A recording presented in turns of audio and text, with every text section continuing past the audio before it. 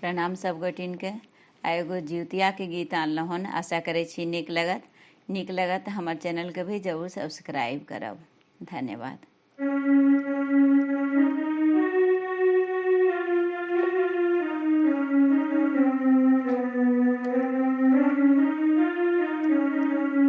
जितिया मैया दिलखिन गोदिया में लालना, बरतिया हमहू रखबैना।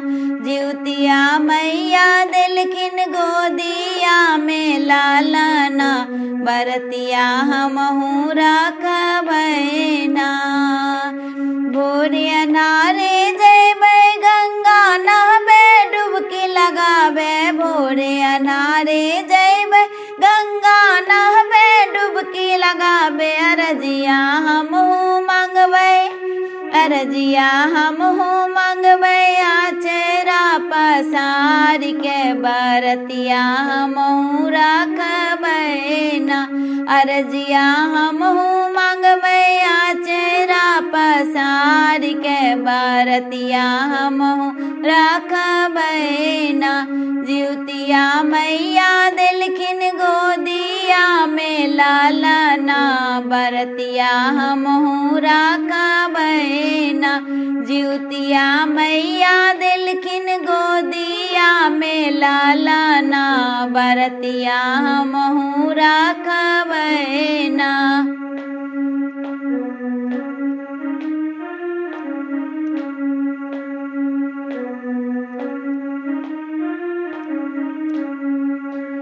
आश्विन मासे कृष्ण पक्षे भुखबै अठमी तिथिया।